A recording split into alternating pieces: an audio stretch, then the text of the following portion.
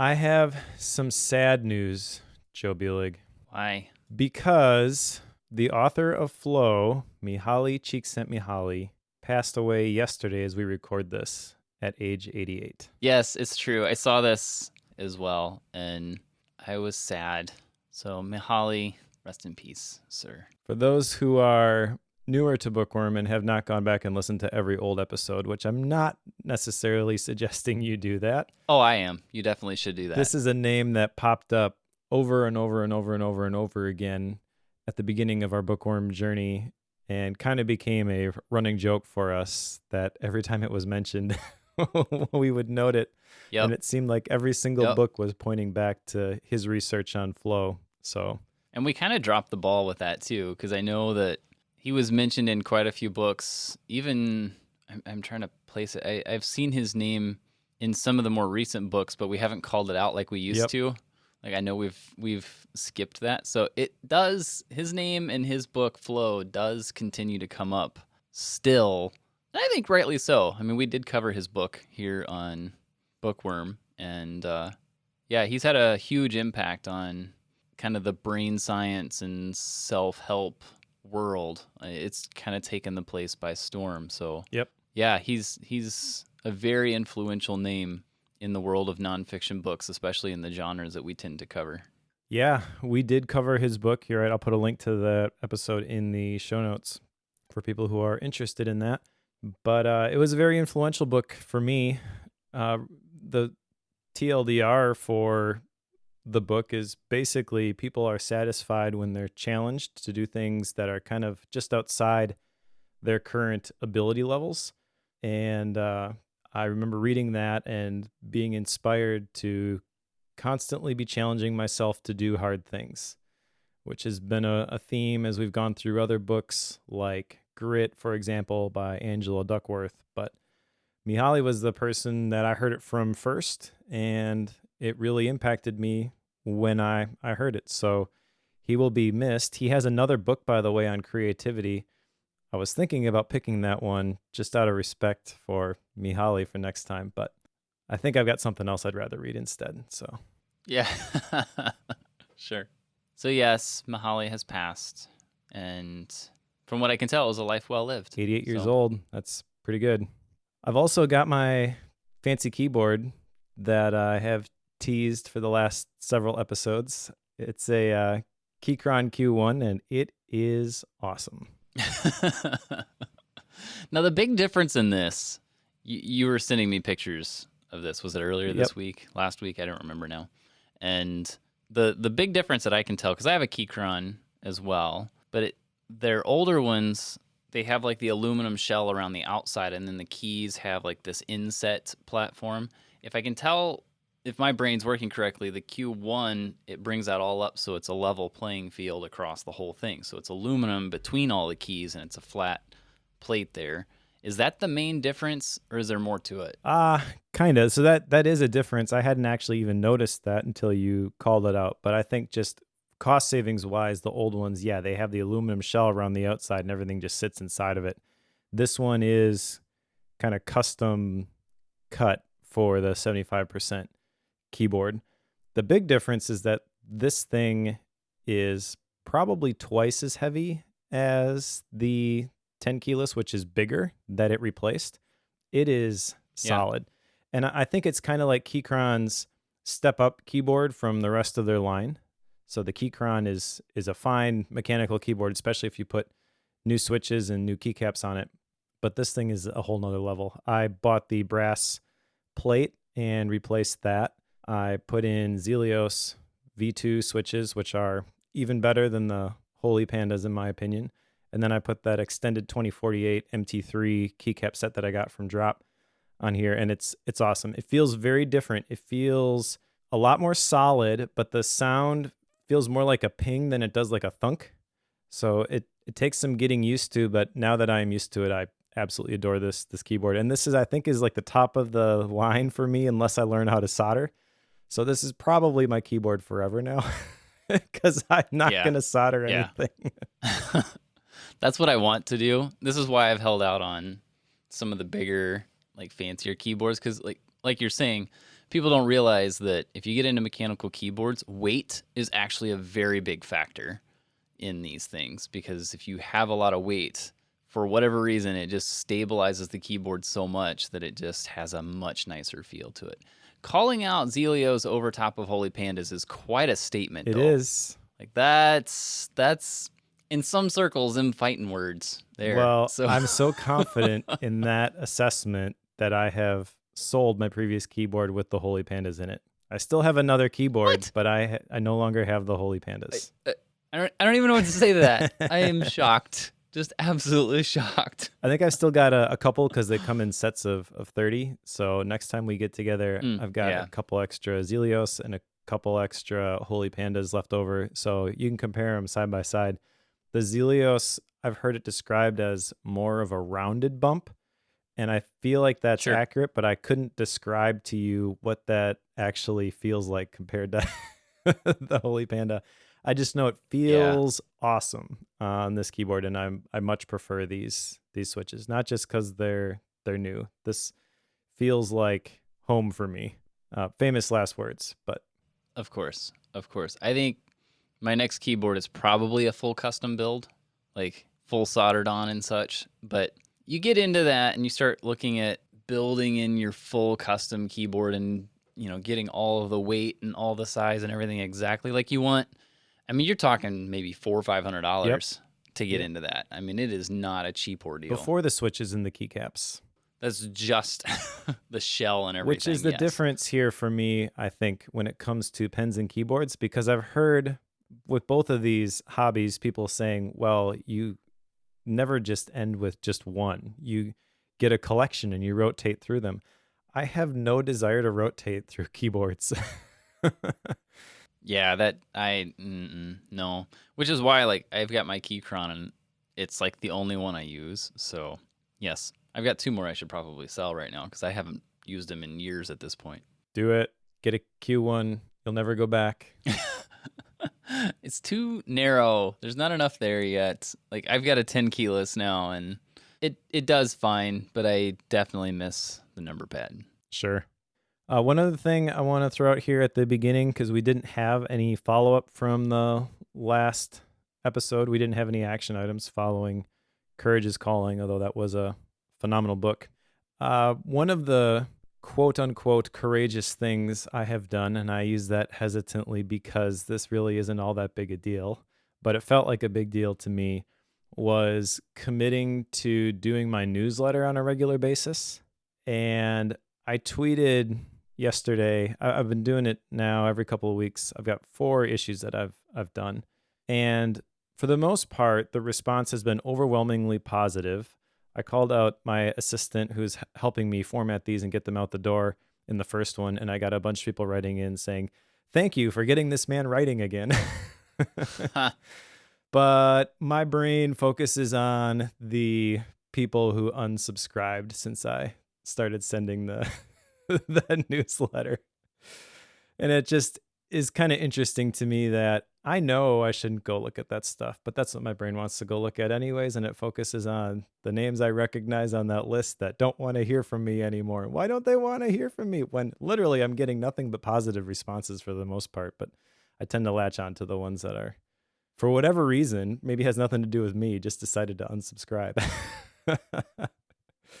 But I did figure out with ConvertKit, they have this really cool feature. So you can actually go read the newsletters online. They have a public feed, and you can read them, then decide if you want to subscribe to them. So I've been having a lot of fun doing these. I sent one out this week on August Landmesser. We talked about him in the last book. So I kind of formulated some thoughts about that, put it into a newsletter, and I'll put the link in the show notes if people want to check that out. But this has really been a fun venture for me. And it was something that people have been telling me I should be doing this more frequently for a very long time. So people very close to me have encouraged me to be writing this for a very long time. And I have been dragging my feet, and I don't know what I was so scared of, but Ryan Holiday's book gave me another push that, yeah, this is absolutely something I should be doing. So kind of follow-up related. Just wanted to share that with folks. Good job. I've enjoyed the newsletter. So Thank you. there's that. I'm glad you're doing it. Steven's glad you're doing it. See, there you go. Whenever people give you words and they actually communicate straight to you, they're saying positive things. When they're not bold enough to actually reach out and say anything, they just hit the unsubscribe button and silently try to get out of Yep. the list. Yep. And Exactly. don't tell you why. So one of these is better than the other, Mike. Yeah. And I share it, I guess, just to share that as much as we read these books and as much as I know not to go there, I still struggle with some of this stuff, just like everybody else. All right. Should we jump into today's book? Sure. All right. So today's book is A Minute to Think by Juliet Funt. I met Juliet Funt. Well, didn't meet her. I saw her at the EntreLeadership Summit that I went to several years ago, and didn't make the connection until this book was recommended to me by some people in my mastermind group who said it was one of the more impactful books that they had read this year. Her big thing is this idea of white space, which is very much like the margin that we studied when we read Richard Swenson's book. And it's packaged a lot differently. So if you didn't like margin, but you like that idea, maybe this is the book for you. Yeah, that's probably a good way to say it, because this has a very different feel as far as how it's written, and the way that the content is presented is significantly different than margin, I feel. And I think in some ways that's good. In some ways, I don't think it's as good, but I think it definitely has its place, and you can come at it from different ways, of course. But yeah, I think this is one that I don't think I would have picked, Mike, but I'm glad that you did. So it's informed a lot of things for me lately, and has been a very positive read on my end anyway. Nice. And it's good timing. So thanks for that. Sure. So now I'm curious, how has it influenced things on your end?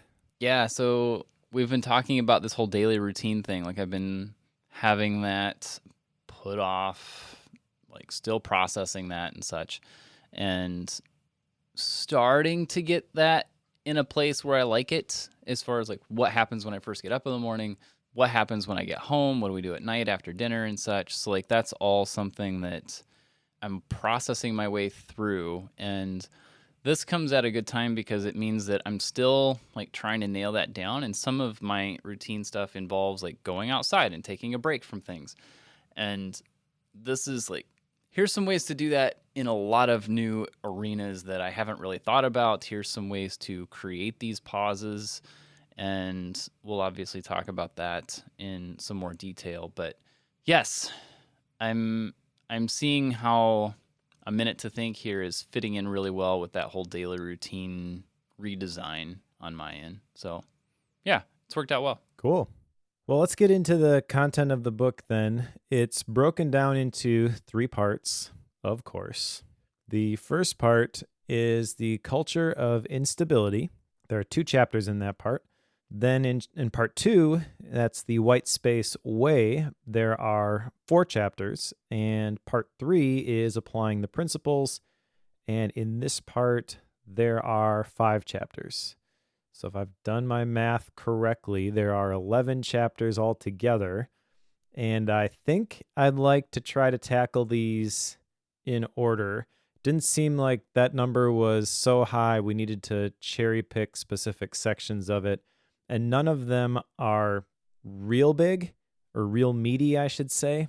I feel like they kind of blend together. So what do you think? Just tackle these one by one? I think so. I think if we just start, because let me preface this with, I feel like she laid this out really well. It is a 3-part book, but I think it needed it. Yep.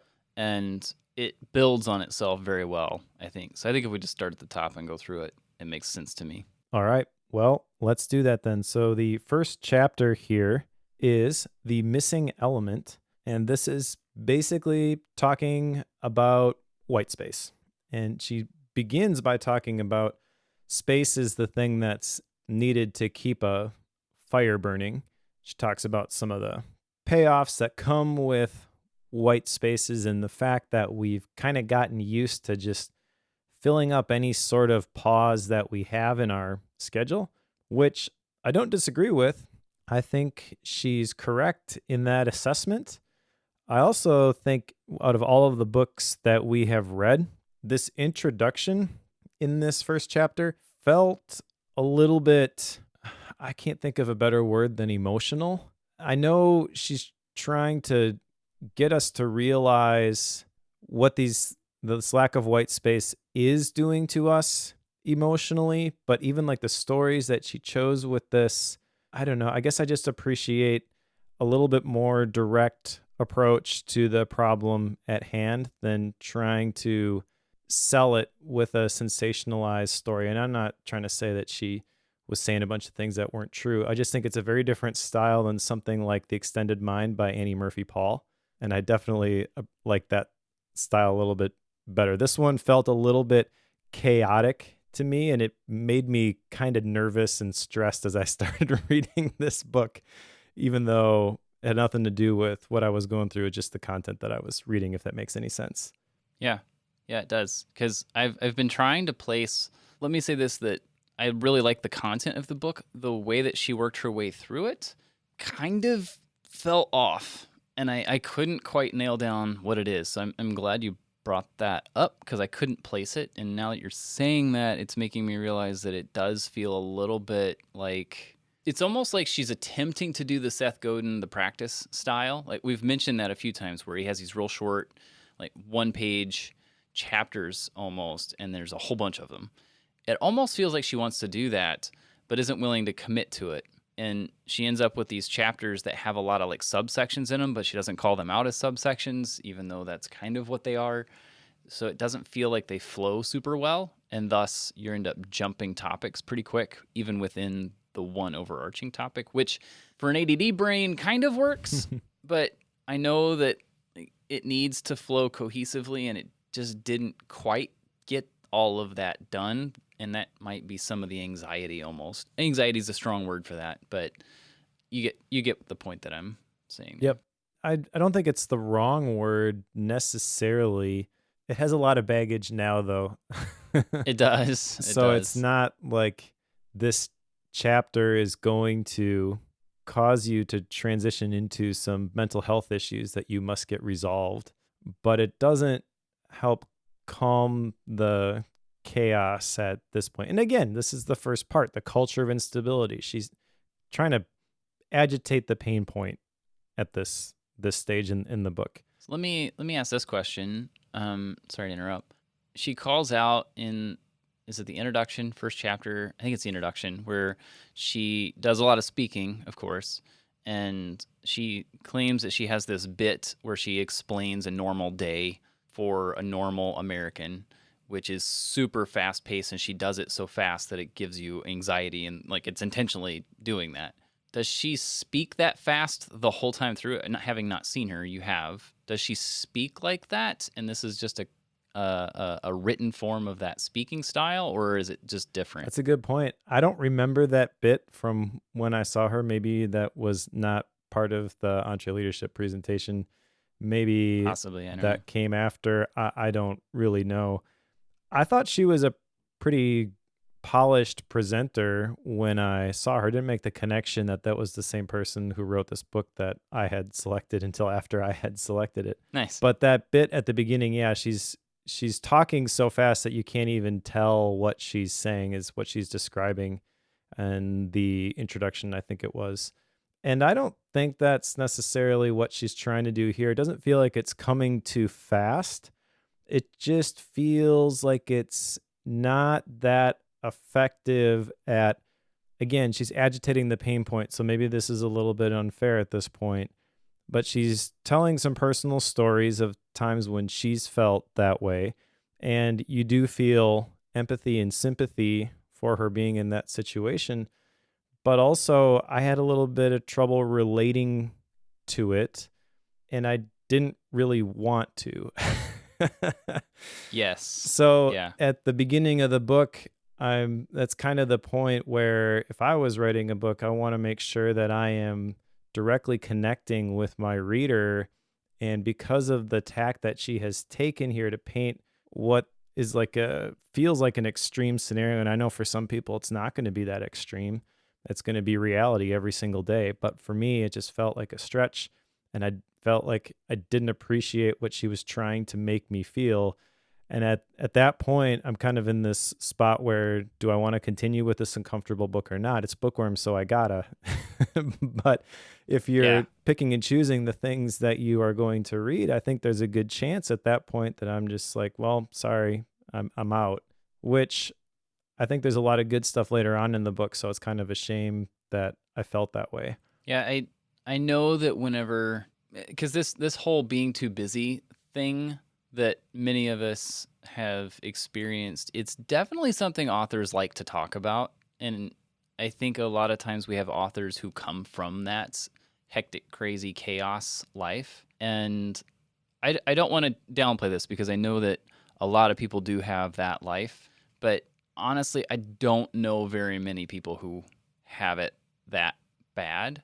It's still like people are still too busy, I think, but not at the level that a lot of people like to put into these books. And I can't quite figure out if that's because they're trying to sensationalize it a little bit. They're picking the extreme to make a point, which is fine, but I don't think that's the norm anymore. I definitely think it was Mm-hmm. at one point, especially since, all the COVID piece changing the way the workplace has Yep. existed. Between that and a combination of just a lot of people are tired of being too busy, and that's becoming, I think, more common. Because of that, I think it maybe doesn't quite apply as universally as it used to, even though a lot of authors haven't quite moved on from it yet, because it is, of course, a great story and it kind of draws you in. It's like, oh yeah, I was up and grabbed a granola bar on my way out because I didn't have time because I was too tired and slept late. And in my head, I'm thinking, well, go to bed earlier. Like that was my first reaction to Mm-hmm. that. But people don't do that, I guess. I don't know. So anyway, I think it's possible that our culture is moving on from that and it's just not as universal as it used to be. That's a good point, because anytime you read a book, you're reading the author's thoughts about a topic at a specific moment in time. It's a snapshot. It's not their whole philosophy if you were to talk to them this exact moment. And I don't know exactly when this book was written. I don't have it in front of me, so I can't look up the publishing date. Do you have it? 2021. All right, so it is a brand new book. Yep. I don't know. Then I guess, yeah, I'm getting kind of tired of the everything is crazy story too. But there's going to be people I know who this is their first experience to it, and they're going to feel like, oh, yeah, Juliet, she's reading my mail. She has exactly what I need. She's describing my situation to a T. It just was not effective for me. Let's go on to the second chapter here, if you're cool with that. Chapter 2 is the false god of busyness. And this is continuing to paint a picture of the way things are by default, and it's not going to work that way. We need to do something different. I didn't jot down a whole lot from this beginning part here, either of these chapters. The one thing I got in this section is that I did not know that her father, Alan Funt, was the guy behind Candid Camera back in the day. It's like, I read that. It's like, whoa, wait a second. Hold on. yeah. It's like so many things just clicked. The world's first reality TV show, maybe? I don't know. Possibly. I don't know. So I think that's an Anyway, interesting tidbit, because if that is the world that she's familiar with, that's probably very different than the work world that you and I have any experience with. Even people who work in a corporate environment, that's not Hollywood. It's probably a whole nother level of stress and lack of white space. So I'm trying to take into consideration at this point now that maybe she has a more extreme picture of this than I do, because I've been able to make my own schedule for the last several years. yeah. But even coming from corporate, like at the height of crazy for me, I would like on an absolutely terrible day, and I use that word specifically in this case, I would be up at 4 a.m. on a plane by 6, which it's an hour and 15-minute drive. Do that math. And Joe's not getting to the airport very early. That's what that is. And I would be on a plane. I would fly somewhere, but I was on the phone or emailing or something in the process while I was on the plane. Would land, would have a meeting in the vehicle on our way to whatever our destination is, which was a meeting in itself most of the time. And then we would be back on a plane to fly home or headed to a hotel to do some form of, I mean, it was just constant all day long. And even though it was constant from like 4 a.m. till about 11 o'clock that night, I don't feel like it was as hectic and chaotic as some of what she's spelling out here. And I know it's not as chaotic as folks in Hollywood can deal with at times, just from having read some of those schedules. So even that ridiculous, I've got no time really even to eat all day long, doesn't really seem to be super bad. But even that wasn't constant. It wasn't every day. I mean, we still had periods where we weren't running nonstop like that. So I don't know. Maybe there's a whole nother level. If there is, I pray I never experience it. Exactly. Exactly. And it's kind of weird that as you're progressing through the book, you are almost feel like you have to apologize for the fact that you're not under this extreme stress that the author assumes you are. So it feels weird. Which kind of begs the question, whenever you write a book or you write in general, write a blog, write a newsletter, whatever it is, when you're doing that, one of the first things you need to do is consider the audience. Like, who are you writing it to? And in this particular case, she's writing to a specific audience. It's possible we're simply the wrong readers for it. Could be. Like, that's an option Based here. on everything I saw, marketing wise, looked like we were though. So correct. Yeah, I'm not arguing with that. It might possibly be a disconnect between the way it was marketed, the way it was written. Maybe that's the assumption still, that the people that they're marketing to is us. It's just that they consider us wrong on one side or the other. I don't know. I'm not sure what that is, but you're right. I think there is something a little bit off there. And there's good stuff in the rest of this book. It's just these first 2 chapters where it's kind of like, is this for me? One thing I do think was kind of cool in the second chapter, she says, did I do enough is the wrong question. And that is kind of getting back to how most people define productivity, is what did I actually accomplish? What did I do? I don't like that. One of the things that Chris Bailey told us when he was on the Focus podcast a while back is that if you intend to watch Netflix all day, then watching Netflix all day is the most productive thing you can do. It's when you have a long list of other things that you wanted to get done and you end up watching Netflix all day anyways as a way to escape it, that's where you get into trouble. So I think true productivity, in my opinion, is more along the lines of, did I follow through on the intentions that I set?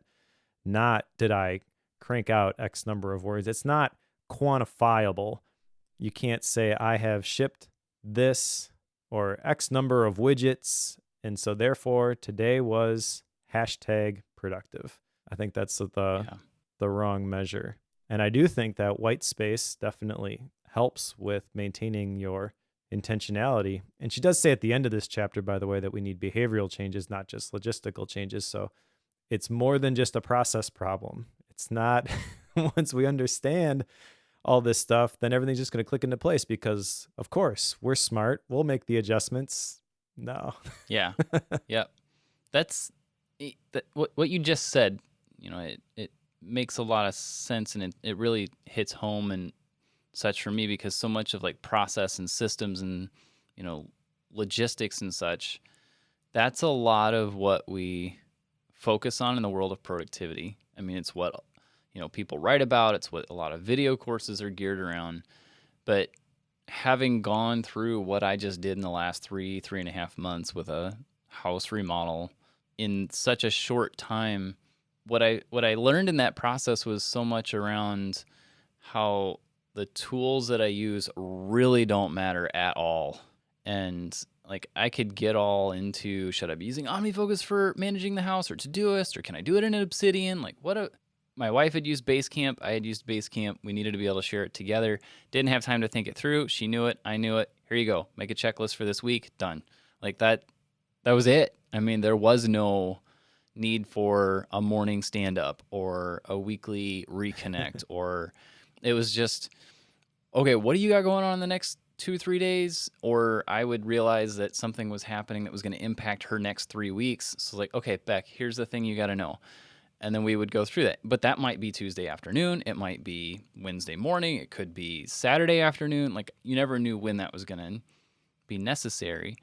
And yet the whole project worked really, really well. And we didn't miss any deadlines in that process over that 3.5 months, which is unheard of with a remodel of this scale in that time frame. So I'm kind of shocked, but from a productivity stance and like a getting things done world, not the book, just whenever I think about it in that way, I realize that so much of these systems and processes, at least for me, are sometimes just like pillars that we put up because we feel like we should, instead of realizing like, okay, what is it? Like, am I being intentional with what I'm doing today? And I don't know, the whole 3-month process has taught me a ton in that so much of what I felt like I needed to do in order to be quote unquote productive, it's really unnecessary and just makes me feel better about it. So I don't know. That's I completely agree. I felt very guilty when I started doing my hybrid analog stuff. I won't say bullet journal because it's not a bullet journal. I admit that. Oh, I gave you grief for it. Yeah. You could say it. It's okay. Basically what I do is I time block my day and I write down the 5 things, up to 5 things, no more than 5 things I am going to try to do today.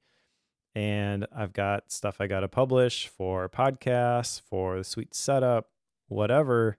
I don't manage any of those as projects. I don't break them down into the individual steps. I just put a few things down on paper and then I don't worry about the rest. I haven't really used a task manager in like 2 years and I feel bad about that. Yep. Why do I feel bad about that? I'm publishing the things.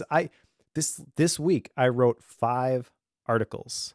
5 articles for the suite setup that are going to be published the next week when we're on sabbatical and the week we get back. That's a very productive week, but I have no record of how I managed all these things inside of a task manager. And why does it matter? As long as you have the support system to do what you need to do, I think a lot of people, myself included, can get bogged down in the details. And when you do that, you don't end up doing the work. You end up fiddling with things. So I do think there is a place for a task manager, and I do want to figure out the right one for me to use. I have a thought as to what that's going to look like. I'm going to play around with some stuff while I'm on sabbatical here. I understand the review, looking at the things, making sure that what you're doing is the right things. I understand all that. And I do think that there's a version of that I should be doing, but it's not the canonical GTD one where I'm absolutely looking at everything, because that just feels like this huge mental burden to me. And even the thought of looking at everything makes me feel exhausted to the point where I don't want to sit down and write the thing that I know I need to do next. That's the whole idea, is what are we going to do next? Actually, that's a great place to jump into the next section if you're cool with that. That's perfect. Okay. So chapter 3 back up a second. Part 2 is the white space way. And the first chapter in the white space way is chapter 3, the strategic pause. And the strategic pause talks about having a break in what you're doing so you can think about what you're going to do next. She's still painting this picture of time pressure at this point and ties it to weaker cognitive performance, which is not a surprise, I think, to either you or myself. She talks about some of the uses for those strategic pauses, which that's like the very first version of white space here. And she advocates for a tactic known as the wedge, which I thought this is actually pretty brilliant. And the way this is framed, I feel like this is very applicable to just about anybody who would read this, which again is why it's weird in the first two chapters that I felt like this maybe was the wrong book for me. So the wedge is a small portion of white space that's inserted between two activities, and it's designed to help you have the space to answer the question, so what's next? Because when you end something, you have two options. You can think about what you'll do next, or you can just start doing something.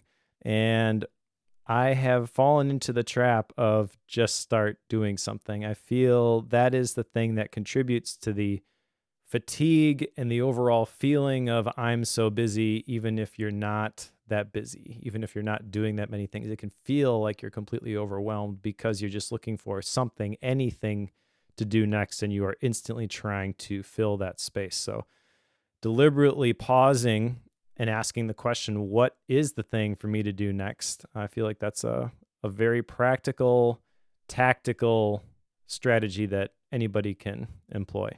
Yeah, I have two thoughts on this. One is this is genius, and I learned this significantly in a house remodel, and I'm probably going to be bringing up the house remodel for a while now. Just brace yourselves for that. But I learned it because whenever I would finish framing the stairwell, let's take that. I got to learn how to put in stringers and treads and all sorts of stuff. And as I was finishing up the stairwell, it occurred to me that, okay, what's the next thing? Like, I have the list of the stuff that needs done on the house before we can move in, because we had been adding things to it. It was like, well, that has to be done before we're comfortable moving into the house. We had been capturing that stuff into base camp, and whenever I would finish a big project like the stairwell, okay, well, I could put a floor in the kitchen. I could put a ceiling on in the family room. I could put lights in this room. I could this, I could that. But there's a whole order of operations that Becky can't get into paint until this is done, and I can't do X until Y is done. I can't put carpet and stuff down until there's a subfloor in the room. Like, there's all of these things that are dependent on each other. And I would regularly talk at one of my girls, like, here are the things I've got. Like, I can't do this until that, and I can't do that until this. And then Emma's like, what are you talking about? I don't know what this is. Like, I just need you to listen at me. Like, you don't have to understand what I'm saying. I just need you to listen. So, but the funny thing with that is my kids now can tell you what the process is for removing load-bearing walls is, and what the four parts of a stairwell are, and like they can explain this stuff to you now. So it's kind of funny. But anyway, I would have to pause at the end of these things before I could determine what the next thing is I needed to do. And that was before I had read this book. That was not something I had connected as a result of this, but it helped me understand why that was helpful. So that's part one of this. Part two is, as an ADD person, this is super dangerous. Like, like, here, you're giving me an excuse to not just jump into the next thing without thinking about it, which means that I could probably think about trying to figure out what the next task is going to be for a couple hours before I actually move on to the next one. So it's good and bad, I think, in my case. So I think if it's intentional, like if you follow the way that she's calling it out here, in that process what the next thing is and not just take a break, like those are two very different things, but you're strategically pausing so that you can determine what the next thing you should be focusing on and being intentional about it. That's I think the part that matters here. That one I can get behind. Yeah, and there's a creativity aspect to this too. She shares a quote by D. Hawk that says, "Make an empty space in any corner of your mind and creativity will instantly fill it," which is very interesting to me, but not really the topic of this book. So we'll have to unpack that one separate time, I think. Yep. But the whole topic of creativity, where ideas come from, how do you make the most of them, that's really fascinating to me. And reading this book has reinforced an idea that white space or margin is essential for that sort of thing. You need to have the ability to let your mind wander a little bit if it's constantly trying to figure out what's next, because you have a task list that's too long, then it's being forced to operate at a level much lower than what it's capable of. It's kind of like when David Allen talks about how your mind is for having ideas, not holding them, but you try to remember to do everything in your head anyways. It's not made for that, and it's really bad at that. And then that affects your whole view of yourself and your abilities. Like, oh, I'm just a worthless person because I can't even pay attention long enough to. Well, no, you're doing it wrong. So what it comes down to. Next chapter here is the Thieves of Time. This is chapter 4.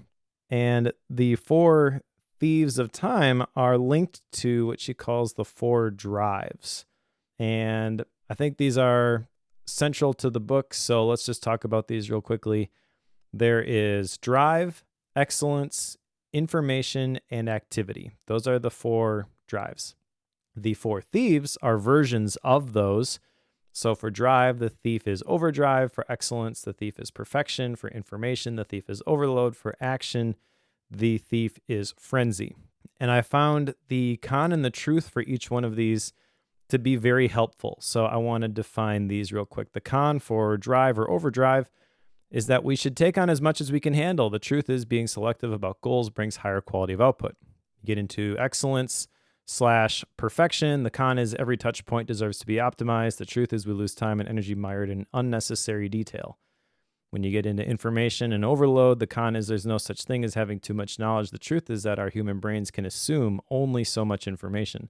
And then the last one, activity or frenzy. The con is that busy and productive are the same. The truth, always being in motion, can limit thought and deplete us. So I thought it would be interesting to talk about how these 4 thieves or 4 drives pertain to us. So which thief out of these 4, overdrive, perfection, overload, and frenzy, speaks to you the most? Activity. I know that's not the word you used, but Frenzy? because I thought of it as, so the drive, excellence, information, activity, because that's how she tends to refer to him. Like the thief of drive, the thief of excellence. Like that's how she refers to him after that. So that's how I wrote it down. But thief of activity or frenzy being the con version of that. I think that's probably my biggest one.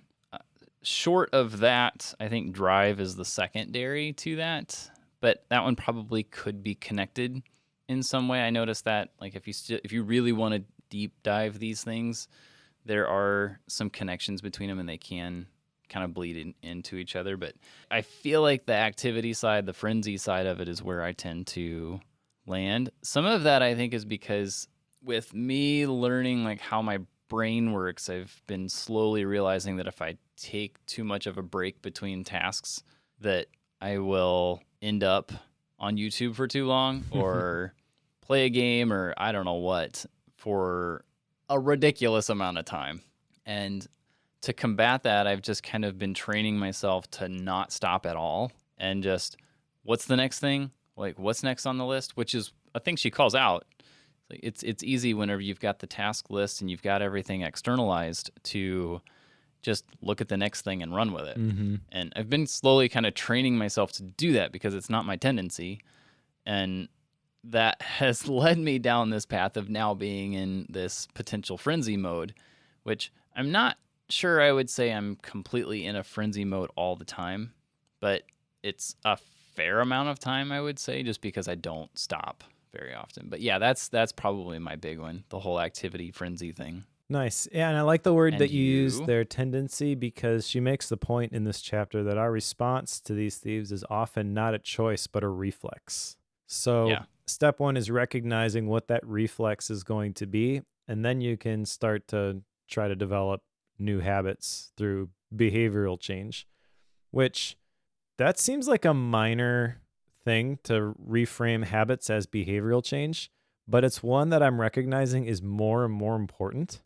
So something like atomic habits, James Clear does talk about this, so I'm not trying to say like he's trying to dupe us or anything, but the title, Atomic Habits, and when people think of habits, they think of just tiny little things, whereas tiny habits at the very beginning, BJ Fogg is the researcher that Atomic Habits is based off of, so he's really unpacking behavioral change in general. So habits is the thing that people are like, oh, this is approachable. I will go study this. But once they get there, there's a whole lot more to making it work in terms of behavioral change. And it's a bigger deal than I feel the title of either of those books really kind of promises. And like again, I'm not trying to say that they're trying to dupe people or anything. BJ Fogg is literally the behavioral change guy, but there's more to it than that. And so I appreciate at the end of chapter 1, she talks about how this is behavioral change. This is a big deal. This is going to take some effort, but ultimately believing that this is going to be worth it in the long run. I think the one for me is excellence / perfection. When I read these cons and truths, every touch point deserves to be optimized. I've definitely taken this too far before, and I think my wife is the one who gets annoyed with this the most. So I'm always like, well, let's just optimize this. Let's make this system at home so that we never have to deal with this again. And the truth part of this, we lose time and energy mired in unnecessary detail. I recognize that, and I get frustrated with that when we've already talked about this. We've already decided what the right course of action is for this. Why are we talking about it again? This is a complete waste of time. Like, that's where my brain goes. Yep. Yep. But at that point, so I want to put a pin in that right there, and I want to jump into the next chapter here because I feel like this is where the answer is, for me anyways, regarding these 4 thieves. So chapter 5 is the simplification questions. And there are key questions here for each one of these thieves. The one for excellence, and this just totally fits for me, is where is good enough good enough? Because past me would have said nothing is good enough. Everything must be the best we can possibly make it. And that is impossible. So just understanding this, where are the areas that I'm not trying to pretend that this problem doesn't exist, but I'm recognizing there are diminishing returns when it comes to my ability to change this by myself. Because almost all of the systems that I see that I could optimize involve other people and therefore are more complicated. If it was just me, I can take responsibility for something being broken and okay, let's just make an adjustment. Let's fix it. That's what the whole personal retreat handbook is all about, is recognizing like where I'm messing up and what I can do to do differently. But I've learned other people don't like it when you say, hey, you should do this differently. So do what I can do, not worry about the rest. And after I've done my part, be like, you know what? That's good enough. That's the path forward for Mike.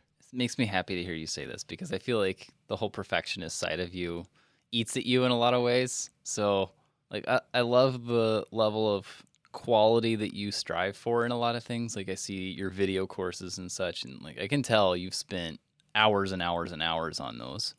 And if you compare those with some other folks in the productivity space who don't do that, yes, yours are more polished, of course, Mike, but sometimes I wonder if it would have been okay if you'd cut 2 or 3 hours out of that 20 hours that you put on the video, because I'm not sure that we would see it.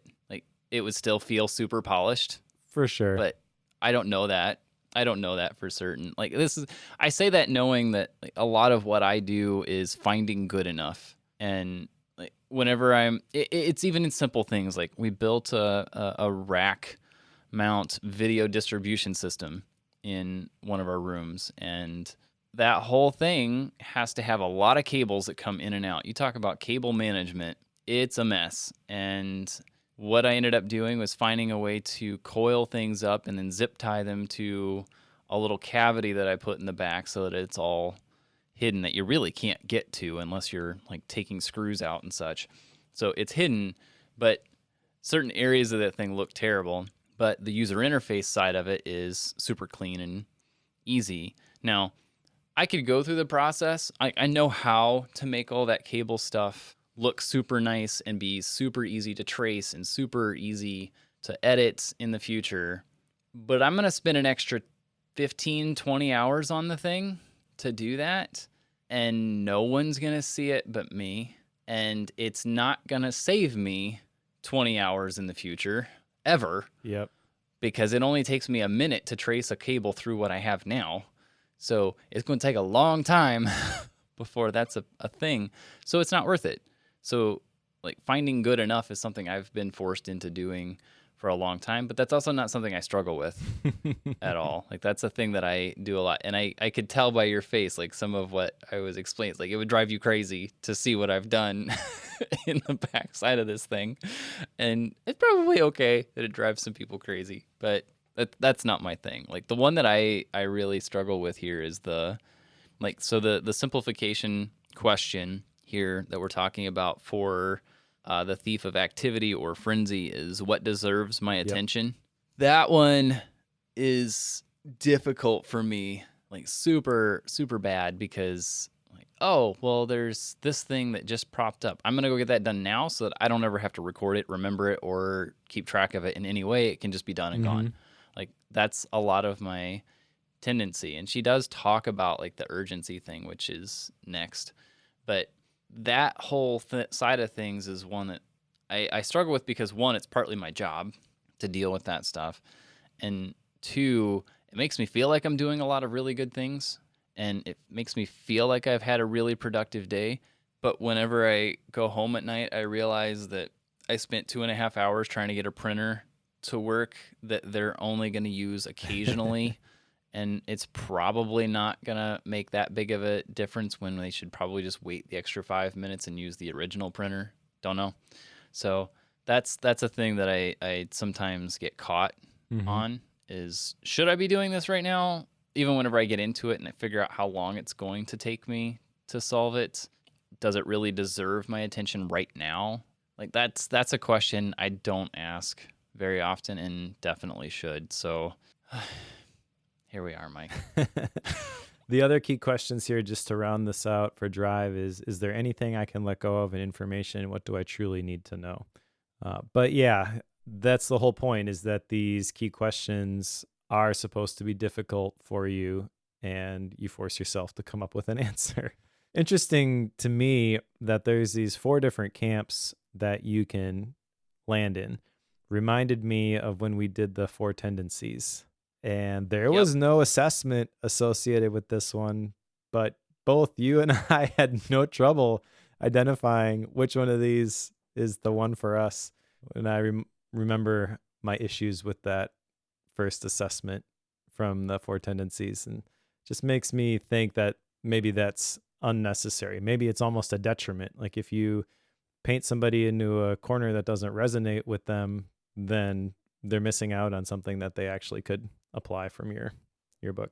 Side note there. Yeah, and it also means that like you tend to trust the assessment because we assume that there's been a lot of thought, time, and research done to make that assessment accurate. And if it's not 100% accurate, but it puts us in a category that doesn't quite seem to fit, we don't feel like we can tell the assessment that it's wrong. It's true. Whereas when you're just told to, read these 4 things and which one do you resonate with? Like, well, if what I come up with doesn't quite feel like it fits, that's my fault, not the assessment's fault. So I don't have anything to complain about. True. One other thing I want to call out from this section is effort justification. This I have come face to face with just in the last couple of weeks. So I think this is a trap that people can fall into, maybe especially people in the Drive category. But effort justification is cognitive dissonance where we want to believe there was a good reason for putting all the work into something difficult or taxing. So as it pertains to planning your work and working your plan, you can get to the end of the work cycle and you can say, well, there were all these other things that we did, and we should count those towards what we shipped. That's effort justification in action. It wasn't important enough for you to recognize it at the beginning of the work cycle, and then you got distracted by something else, and you want to justify the work and the time that you put into it. Maybe it was worthwhile, maybe it wasn't, but that is a cognitive bias. There's a disconnect there. Recognize that. Well, let's just make better plans. Ideally, we're identifying what we need to do, and then we're working on it. The other thing here with an action item for me is the 6-week delusion. You can always find time in the future. I've heard this before. We discount the value of our future time, but the way she described this really resonated with me this time. If you can't find time now, why would you want to in the future? So my action item is just to be more cautious about committing to future dates, because I totally do this. It's like, well, can I schedule a meeting? Well, can't this week. How about a couple weeks from now? And that's always my default. And I want to insert a wedge there before I just throw out, hey, why don't we plan this further out into the future? Do I really want to do this? And if the answer is no, Right. then just say no. Don't kick it out into the future, because I tend to do that a lot. I never do that. All right, chapter 6, hallucinated urgency. The main point here at the very beginning of this chapter is that time is not moving faster. You are moving faster. So again, use the wedge here to defeat urgency. She has a phrase here which I thought was very interesting. I never heard it described this way before, but makes a lot of sense. Every email you send has babies. Especially if you CC people, it makes a lot of sense. And then the other thing that really stood out to me from this is the yellow list. She talks about it, which is kind of a place where you park items to be decided later. I totally want to do this.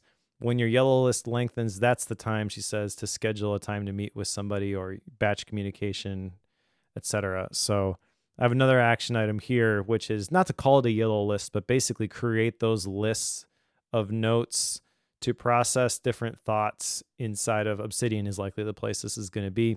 But for example, every once in a while, Sean and I have like a one-on-one where we talk about different things. I need answers from him, and I have a list where I just jot all the things I need answers from Sean. And when we talk, like that's when I get them. And I have a lot of other opportunities to do that sort of thing with other people specifically in my life, but even just like big decisions that I have to make, a yellow list could be just jotting down every thought that I have around this decision. And then before I make the decision, I'm reviewing that yellow list, looking at everything together and figuring out what all of the pros and cons are. So I think this has a lot of value for me. Yeah, I'm going to maintain what I'm currently doing. I don't think I'll call it a yellow list, but I use drafts to just dump things into, and then I process those later. Just to call it out, because I think it would maybe help people, but the yellow list, the reason it's called a yellow list is because the app icon for the Notes app on an iPhone is yellow, and that was what this whole process was started on. It's like you could just tap the yellow button and then drop things into this note about things you need to decide on later. It's ultimately just a capture tool is really what we're talking about. Yep, but it's true. Yes, I do this in drafts, and I'm probably just going to keep doing that. Yeah, it's a good spot to do it for sure. Another tactic from this section, this really isn't the tips section, but this is kind of where some of the more relevant stuff happened for me. When it comes to email, there's a phrase she uses here: don't check email constantly, but check it predictably. I feel like that is very well put. And that is a one-sentence summary of, I think, what I have tried to advise people to do with email for a very long time. And it kind of eliminates a lot of the pushback. Well, I got to be connected because my boss, my clients, whatever, are expecting a response. Yeah, I'm not telling you not to respond to them. I'm just telling you not to respond the moment that they send you an email. Like, have a little bit of white space there, insert a wedge, and you can define for yourself what the wedge is. And I think a lot of people, once you reach agreement on what this is going to look like for you, this can totally work. It's probably a good place to jump into chapter 7, since you're talking about email. Yes, chapter 7, the tool that turned on us, talking about email. Absolutely. Have you seen The Social Dilemma? Yes, I highly recommend that to many, many people. And if you haven't watched The Social Dilemma, Tristan Harris, you need to go watch it. I agree. Yeah. It's on Netflix. We've talked about Tristan Harris before. I don't really want to get into all of that stuff. Again, that's not the purpose of this particular episode, but that is the place to find out more about this tool that turned on us, I feel. You can't do it justice in one chapter of 250-page book. She tries. She does a decent job, Yeah. but that's the place that I would point to. She does talk about 2 core email disciplines here, touching it less and composing it better. She talks about the characteristics of well-written emails, which I think are great: clarity, brevity, and punch. But the real motivator about disconnecting from email as much as you can, which I think that's step 1 for just about everybody, is really understand the psychological stuff that's going on with your, I don't want to say addiction, but kind of like the connection that you feel you need to have to this kind of stuff. It could be social media too. This is a work context. She does like white space training and consulting with corporations, is my understanding. So she's walking into a workplace and the thing they're going to be connected to is email and probably Slack at this point too. One of those instant communication methods. But yeah, you gotta break that twitch. I have a action item from this one because I know you've bemoaned my email practices in the past, and I'm one that, like, I tend to have my email applications open all day long, as in, when I say open, I mean they're launched. They're not in front of me very often, but I leave them launched because I have a weird way of using a computer, and I've learned that, like, I don't leave Windows open all the time, but I use the hide feature of a Mac. I've been told that very few people use that, and they may take that away at some point. If they do that, I don't even know what I'm gonna do. Like, I will recreate it somehow, but like, that's a thing I use constantly. So anyway, emails launched all day long, but I think what I need to do is find a dedicated time to reply to emails. I have quite a few things I need to be aware of when they come in through the day 4 or 5 times throughout the day, which I know is actually not that many times compared to most people, but trying to find a dedicated time to reply to those. I suspect it's the end of my day because I don't want to use my good thinking time to write email replies. Maybe I should. I don't know. But my goal is to, towards the end of the day, get through my email replies at least as much as I can in the time I'll give it. So that's something I really, really need to do. I'm bad at email. Somewhat intentionally, mostly not intentionally. If you were to be intentionally bad at email, that is perfectly legitimate, in my opinion. It is. However, this is not perfectly legitimate the way I'm doing it. So there's that. All right. Next chapter is how the best teams talk. And I feel like this is kind of getting into maybe the root of the issue when it comes to email, is there's no intention behind the communication. It's just, I'm going to cover my butt and send this email to everybody so that I can go back and say, well, I told you so if the crap hits the fan. And that's not helpful. So there's a lot of cultural stuff, I feel like, in workplaces that can be adjusted here. But how the best teams talk is interesting to me. I found this grid, this 2D versus 3D content, to be very effective. 2D versus 3D, basically the axes here are the message and the medium, and 2D is usually simple, yes or no, fact-driven communications. So yes or no, exactly what it sounds like. Can I do this? Or is it okay?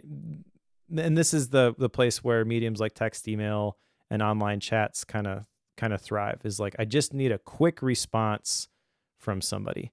But then there's the 3D, which is where there's nuance, there's emotion, there's opportunity for creative thinking. Don't try to do this via email. And she describes this really well, I think, where we exchange critical cues through tone, pace, and gesture. So the mediums she recommends for this 3D stuff is like phone calls, video chats, or face-to-face communication. And I feel that most of the miscommunication, from my experience in the business world, limited experience, is simply trying to use the wrong medium for the message that's trying to be communicated. And she lays it out in this 2x2 grid, and it makes it seem so simple, so straightforward. And I don't know. I think she's probably right. I think it is pretty straightforward. I also think this is really hard to get people to understand this, and it makes me question why why that is. I think I'm so glad you brought up the 2D versus 3D thing, because it really struck a chord with me in that explanation. I wasn't real sure if I had seen it before and forgot about it. I had an inkling that had happened before, but 2D being, everything, it's two-dimensional, of course. Basically, you're not in person. You can't see the person. You can't physically see the third dimension. But the kicker here is that when you have something simple, like you're saying, Slack and email can do wonders. Like, did you get this report done? Yes or no? Like, there's no point in me trying to have a meeting with you or get in person to get the answer to that question. Or where is the link to do this process? Where's the how-to document to set up a new server? Like, where is that? Like, that is something that could very easily be done over Slack. Where it falls down is the realm of, how do you feel about fill in the blank? How do you feel about hiring a new admin for some department? The very worst is when you forward a message and you just say, thoughts? Question mark. Correct. Yes. People love to throw thoughts, question mark, on something. And that, it doesn't work. And it's because you're now requiring me to spend a significant amount of time not only thinking it through and bouncing thoughts off of me or someone else, but you also have to articulate it in an email and get it back and hope that somebody's going to read it.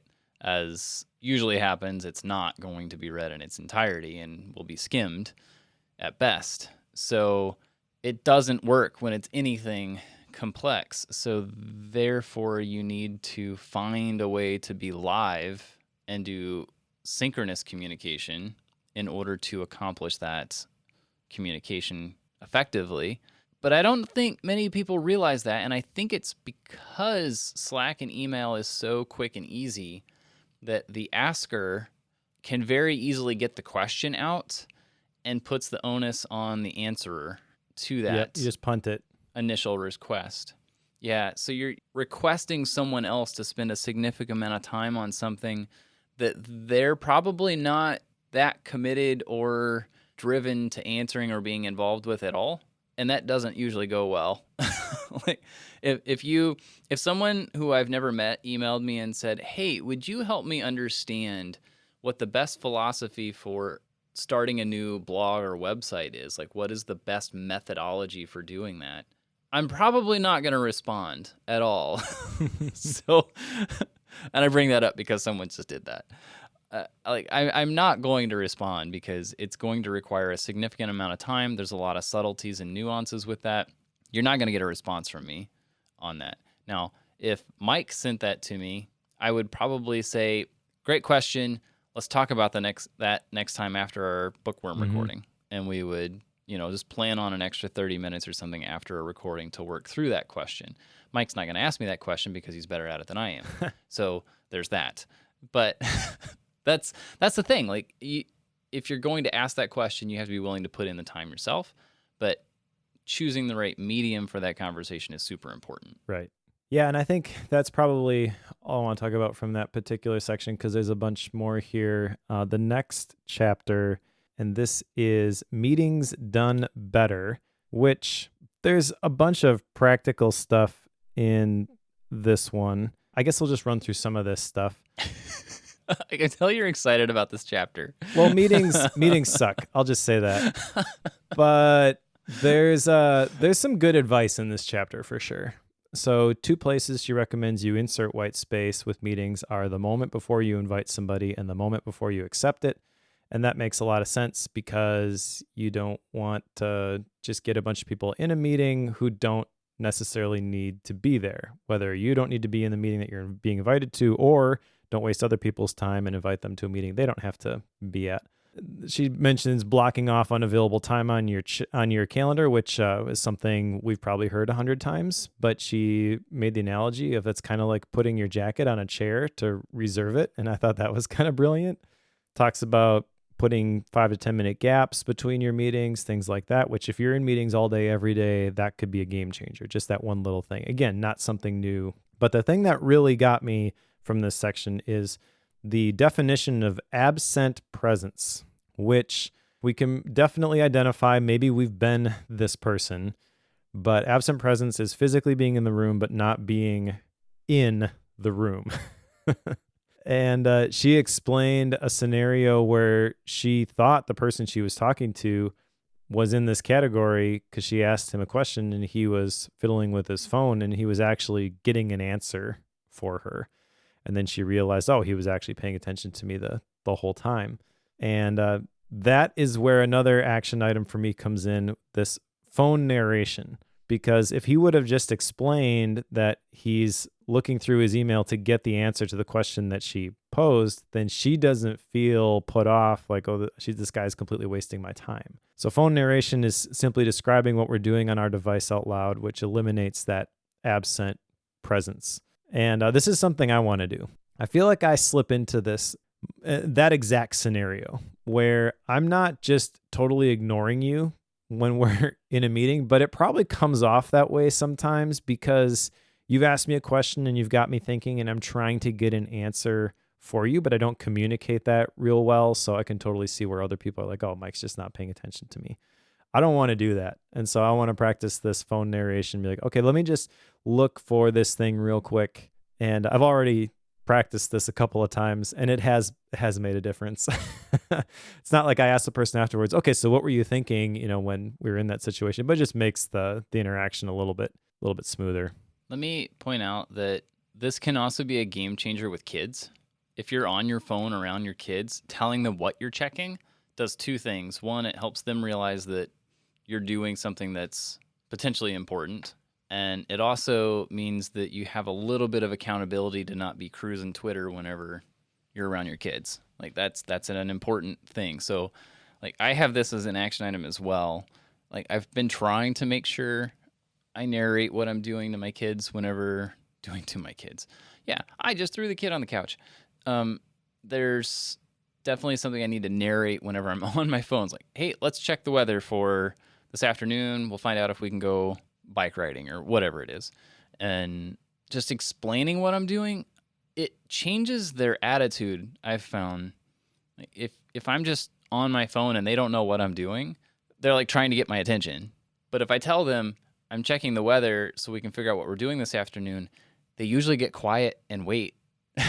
So, it's like, okay, I need to explain what I'm doing more because then you'll understand what's happening and you can connect with what I'm doing, not just dad's on his phone again. So I think there's a lot of value in this, not just in meetings, for sure. Yeah, and that kind of jumps to the last chapter, the Life Beyond Work section. But before we get there is one more. Chapter 10 is the white space team. This doesn't have a whole lot of practical stuff for me in here other than to recognize that there are norms that exist in any family, team, organization, or company, and the culture is comprised of these norms. So it's worth considering, what are the norms? What are the things that people do by default? And if we're not okay with that, then how are we going to change those? Yes.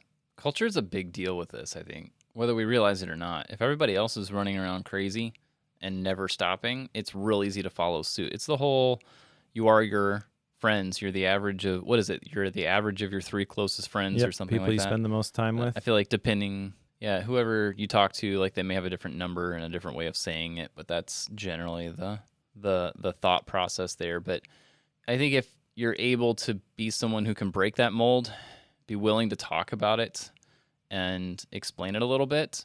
Like I know that my circle of friends, that's fairly easy to do, but I don't know if they're always going to be open to those ideas, but I can at least discuss it with them. So trying to change that amongst your friends can be super, super helpful. Yes.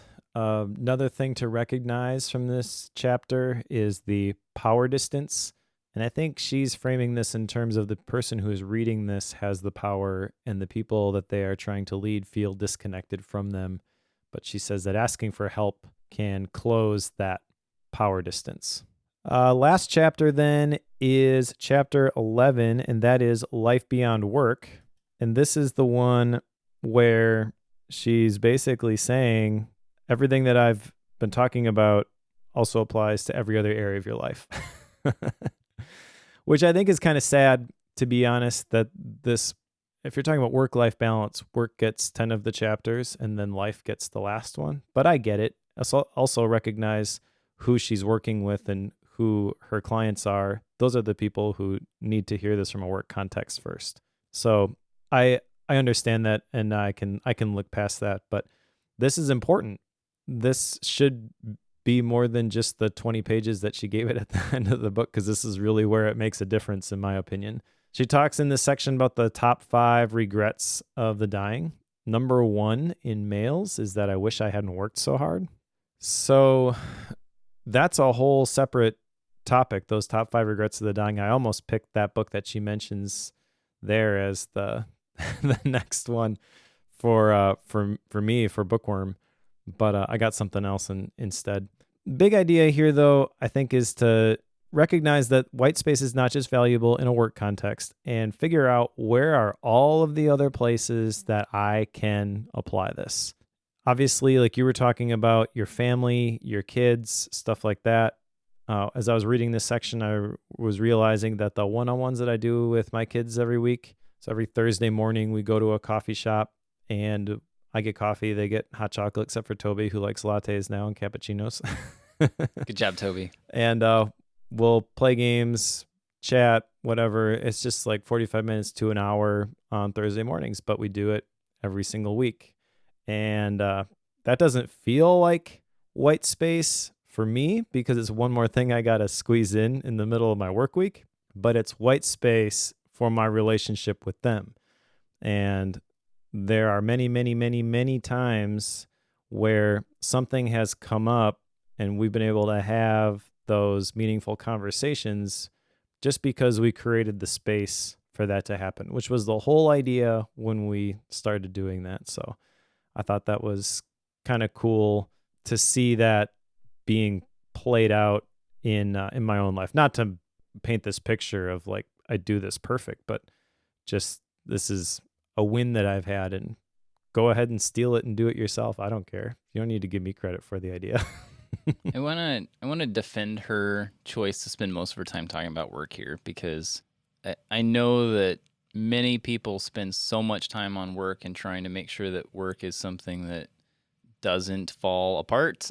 And it's such a vital part of obviously many people's finances and such that we focus on it a lot, but then our habits at work bleed over into home, and it does happen pretty easy. So if you're focused on trying to make your work life a little less chaotic, add the space in there, add the margin, add the white, add the pauses and such. If you're able to do that at work, I think it's going to have a tendency to bleed over into home as well. Sure. Just because that's where we tend to focus so much. And I'm not saying that relationship with work is healthy. I'm just saying that's normal. Like that I feel like is a fairly common thing. I do that. I mean, whenever, like, the way and pace that things are going at work has a tendency to affect what's going on at home. And it's probably because we spend a lot of our best hours at work versus at home. And we tend to spend a majority of our day at work versus at home, even though it may not actually add up that way. But it feels that way. So we tend to focus on it a lot. But I feel like that's probably at least a piece of this imbalance. Whether she realizes that or did it intentionally or not, I don't know. But to me, it makes sense to focus on it that way, just because I do think it will, edge its way into your home life for sure. Yeah, I think that is fair. Yeah, start where you are with what you have. And if work is the most important thing at the moment, and I'm not saying you've decided it's the most important thing, it's been the default most important thing because that's where all your time and energy is going, then yeah, that's the place to start. Absolutely. All right. Action items. I've got 3 of them here. Number 1 is to be cautious about committing to future dates. Number 2 is to create that yellow list to process my thoughts in Obsidian. It's not going to be called the yellow list, but it's going to be many, many lists, different notes, basically. I know you hate this term, but essentially this is like a map of content for different things, whether it's decisions or things I need to talk over with somebody. that's the purpose of that. Nick Milo has talked about how the point where you decide that you need to create a map of content is called a mental squeeze point, where you just have trouble understanding what you really think about something. That's the point where you transfer the stuff into the note and you figure it out. So that's exactly what I want to do. And then the third one is practice phone narration, which I'm already starting to do, and I'm seeing some fruit from that. What do you got? So I got two. One, I'm working on doing the email thing at the end of the day, figuring out how to make that work out well. The other one is also phone narration, but I'm gearing that towards family time, not necessarily work time. Part of that's because the times whenever I'm in meetings and such, like, I'm going to be on my phone quite a bit. I'm not going to explain what I'm doing because I'm probably not paying attention in a lot of cases, and that's intentional because the meeting is way too long and it's an area that I really don't need to know about, shouldn't be there for. So I'll do something else, and people know that I'm doing that. It's very well known. So I'm going to continue that one because I can get some other stuff done while they're talking about stuff that doesn't impact me at all. So there's that. So yeah, those are my two, the narration and email thing. All right. Style and rating. My book. So I go first. We've kind of talked about the style at the beginning, and I want to call out here that it's only the beginning that I didn't really care for the style.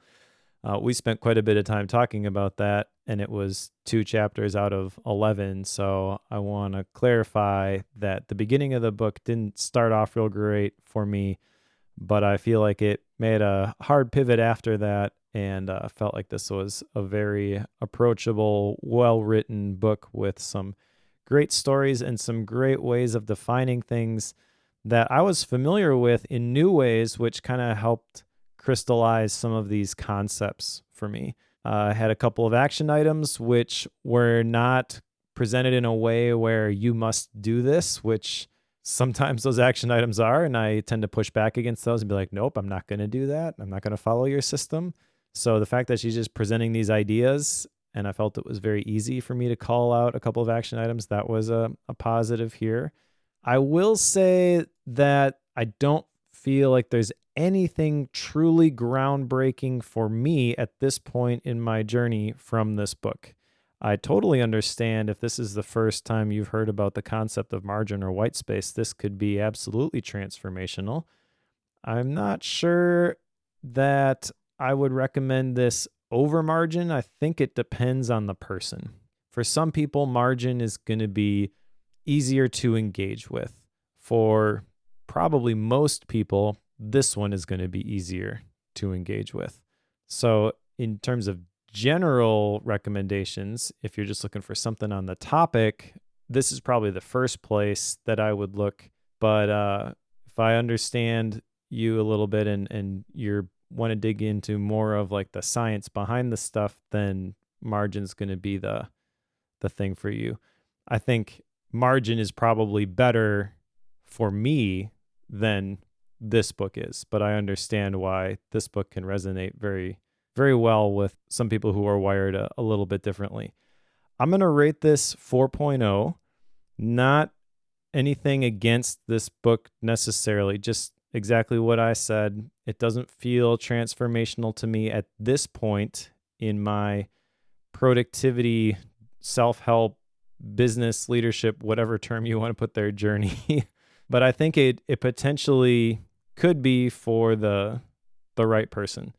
It's a well-written book with some insights. I think just about anybody could get something from this book. Just doesn't feel like the thing that's really going to rock your world.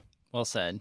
I think I like your comments on margin versus this one because like margin's more about the concept and like you're saying the science behind space. This one I feel like is more practical, like tips and tricks sort of thing. So if you want tips and tricks, this is probably the one you want. If you're a science nerd, pick up margin. Like that's probably the good split point between those two. But I think this is an easy one to read. It's somewhat disjointed mid-chapter, like we were talking about earlier, but I don't feel like it detracts so much that it's a problem. It's not one I feel like is easy to read before bed. some of these books are, but this one's not. And just like Courage is Calling, don't read that one before bed because you're going to feel like you want to go start a fight at the end of the day, and that doesn't do well for bedtime. So I 4.0 is where it needs to be. I think, it's a solid book. I'm glad to have read it. To me, it's more of a reminder. There's not really anything in here that I felt like, oh, that's new. I'd never considered that before. There's some analogies, there's some terminology that's kind of useful, like the phrases you're talking about with email, the one-liners and such that make it easier to explain things. Like that's where some of the value comes in here. But again, none of that's completely new, just a different way of saying the same, which is not bad, just nice to have the reminder, at least to me. Agreed. Awesome. Well, let's put a minute to think on the shelf. What's next, Joe? So next, we're going to read So Good They Can't Ignore You by Cal Newport, because I think it's about time. I mean, we've read all these other books. Why haven't we read this one? So it's time we go back in time and read Cal Newport's book. And this might be I was thinking about this before we jumped on, but we've been reading a lot of books that are 1, maybe 2 years old.